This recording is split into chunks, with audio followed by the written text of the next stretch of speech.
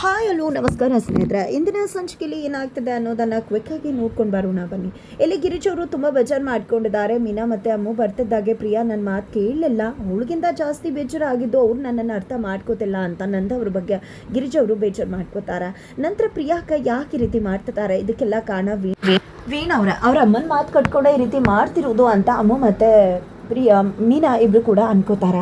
ಆ ಕಡೆ ಅಂಗಡಿಗೆ ಊಟ ತೊಗೊಂಡು ಹೋಗಿರ್ತಕ್ಕಂಥ ಪ್ರಿಯಾನ ಮಾವ ಪ್ರಶ್ನೆ ಮಾಡ್ತಾರೆ, ಯಾಕಮ್ಮ ಇವತ್ತು ನೀನು ಊಟ ತೊಗೊಂಡು ಬರಲ್ಲ ಅಂತ ಫೋನ್ ಮಾಡಿ ಕೇಳಿದೆ. ಹಾಗೆ ತೊಗೊಂಡು ಬರ್ತಿದ್ದೆ ಅಲ್ವಾ ಅಂದಾಗ, ಅಮ್ಮ ಅತ್ತೆಗೆ ಯಾಕೋ ನಾನು ಊಟ ತರೋದು ಇಷ್ಟ ಇಲ್ಲ ಅನ್ಸುತ್ತೆ, ಅದಕ್ಕೆ ಅವರು ಬೇಡ ಅಂತ ಹೇಳಿದ್ರು ಮಾವ ಅಂದಾಗ, ಅವಳು ಬೇಡ ಅನ್ನೋದಕ್ಕೆ ಬೇರೆ ಕಾರಣನೇ ಇದೆ.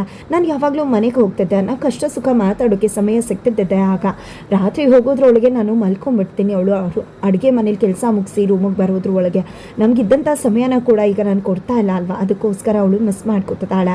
30 ವರ್ಷದಿಂದ ನನ್ನ ಮನೆಗೆ ಹೋಗ್ತಿದ್ದೆ ಅಲ್ವಾ, ನಾನು ಕೂಡ ಅವಳ ಜೊತೆ ಮಾತಾಡೋ ಸಮಯವನ್ನು ಮಿಸ್ ಮಾಡ್ಕೊತಿದ್ದೀನಿ. ಆದರೆ ಸ್ವಲ್ಪ ಕೆಲಸ ಇದೆ, ಹಾಗಾಗಿ ಕಂಪ್ಲೀಟ್ ಮಾಡ್ಕೊಂಬಿಡೋಣ ಅಂತ. ಅದಕ್ಕೆ ನೀನು ಊಟ ತೊಗೊಂಡು ಬರಬೇಕಾದ್ರೆ ನಾನು ಬೇಡ ಅಂತ ಹೇಳಿಲ್ಲ, 1 ವಾರ ಆದಮೇಲೆ ತರೋದೇನು ಬೇಡಮ್ಮ ಅಂತ ಹೇಳಿ ನಂದವರು ಹೇಳ್ತಾರೆ. ಇತ್ತ ಕಡೆ ಕೇಶವನಿಗೆ ಅಪ್ಪನೇ ಎಲ್ಲ ಕೆಲಸ ಮಾಡ್ತಿರೋದ್ರಿಂದ ತುಂಬ ವಿಚಾರ ಆಗ್ತದೆ.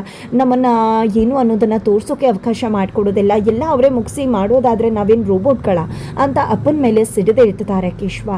ತದನಂತರ ಇಲ್ಲಿ ವಲ್ಲಭ ಮನೆಗೆ 2 ಗಂಟೆ ಲೇಟಾಗಿ ಬರ್ತೀನಿ, ನಾನು ಎಕ್ಸ್ಟ್ರಾ ಡ್ಯೂಟಿ ಮಾಡ್ತಿದ್ದೀನಿ ಅಂತ ಹೇಳ್ತಾರೆ. ಹಾಗಾಗಿ ಅಮ್ಮು ಮತ್ತು ಗಿರೀಶ್ ಅವರಿಬ್ಬರು ಕೂಡ ಕಾಯ್ತಾ ಇರ್ತಾರೆ. ವಲ್ಲಭ ಮನೆಗೆ ಬರ್ತಿದ್ದಾಗೆ ಯಾಕೆ ಏನು ಆರೋಗ್ಯ ಹಾಳಾಗತ್ತೆ ಅಂತೆಲ್ಲ ಮಾತಾಡ್ತಿರ್ತಾರೆ. ಅಷ್ಟರಲ್ಲಿ ನಂದ ಅವ್ರು ಬಂದಿದ್ದೆ, ಮನೆಗೆ ಬರೋ ಸಮಯನೇ ಆಯಿತು, ಇನ್ನು ಮುಂದೆ ಈ ರೀತಿ ಬಂದರೆ 10 ಗಂಟೆಗೆ ಬಾಗಿಲು ಹಾಕ್ತೀನಿ, ಇಲ್ಲ ಅಂದರೆ ಹೊರಗಡೆ ನಿಲ್ಬೇಕಾಗತ್ತೆ ಅಂತ ಬೈದು ಹೋಗ್ತಾರೆ. ವಲ್ಲಭಂಗೆ ಇದರಿಂದ ತುಂಬ ವಿಚಾರ ಆಗುತ್ತೆ, ಊಟ ಬೇಡ ಅಂತಾರೆ. ಬಟ್ ಗಿರೀಶ್ ಅವರು ಊಟ ಮಾಡಲ್ಲ ಅನ್ನೋ ಕಾರಣಕ್ಕೆ ಅವರು ಕೂಡ ಊಟ ಮಾಡ್ತಾರೆ. ನಂತರ ಇಲ್ಲಿ ತನ್ನ ಗಂಡ ಅತಿ ಕೆಲಸ ಮಾಡ್ತಿದ್ದಾನೆ ದುಡ್ಡಿಗೋಸ್ಕರ ಅನ್ನೋ ವಿಷಯ ಅಮ್ಮಗೆ ಗೊತ್ತಾಗಿದೆ. ನಾನು ಟ್ಯೂಷನ್ ಮಾಡ್ತೀನಿ ಅಂತ ಮತ್ತೆ ಹೇಳಿದಾಗ ವಲ್ಲಭನ ಕೈಲಿ ಬಯಸ್ಕೋತಾಳೆ. ಮರುದಿನ ಮೀನಾ ಹತ್ರ ಪ್ರಿಯಾ ಅಕ್ಕನಿಂದಾಗಿ ವಲ್ಲಭ ಜಾಸ್ತಿ ಕೆಲಸ ಮಾಡ್ತಿದ್ದಾನೆ, ಅವನಿಗೆ ತುಂಬ ಸ್ಟ್ರೈನ್ ಆಗ್ತದೆ. ನಾನು ಟ್ಯೂಷನ್ ಮಾಡ್ತೀನಿ ಅಂದರು ಬೇಡ ಅಂದಾಗ ಮನೆಯಲ್ಲಿ ಬೇರೆ ಮನೆಗೆ ಹೋಗಿ ಟ್ಯೂಷನ್ ಮಾಡು, ಮನೆಯವರು ಜಾಸ್ತಿ ದುಡ್ಡನ್ನು ಕೂಡ ಕೊಡ್ತಾರೆ, ನನ್ನ ಫ್ರೆಂಡ್ ಮನೆ ಟ್ಯೂಷನ್ಗೆ ಹುಡುಕ್ತಿದ್ದಾರೆ, ನೀನು ಹೋಗಿ ಅವ್ರ ಹತ್ರ ಮಾಡಿದ್ರೆ ಖಂಡಿತ ನಿಮಗೆ ಜಾಸ್ತಿ ದುಡ್ಡು ಬರುತ್ತೆ, ಕಷ್ಟ ಕೂಡ ನಿವಾರಣೆ ಆಗುತ್ತೆ. ಬಟ್ ಫಸ್ಟು ಇದನ್ನು ಅತ್ತೆಗೆ ಹೇಳೋಣ, ಆನಂತರ ಅವ್ರ ಮುಖಾಂತರ ಮಾವಂಗೆ ತಿಳಿಸಿ ನಂತರ ವಲ್ಲಭಂಗೆ ಗೊತ್ತಾಗಲಿ. ಪ್ರಿಯಾ ಅಕ್ಕಂಗೆ ಈಗಲೇ ಗೊತ್ತಾಗೋದು ಬೇಡ, ಅವ್ರಿಗೆಲ್ಲರಿಗೂ ಕೂಡ ಟಾಮ್ ಮಾಡಿಬಿಡ್ತಾರೆ ಅಂತ ಮೀನಾ ಮತ್ತು ಅಮ್ಮು ಇಬ್ಬರು ಕೂಡ ಮಾತಾಡ್ಕೋತಾರೆ. ಮುಂದೇನಾಗುತ್ತೆ ಮುಂದಿನ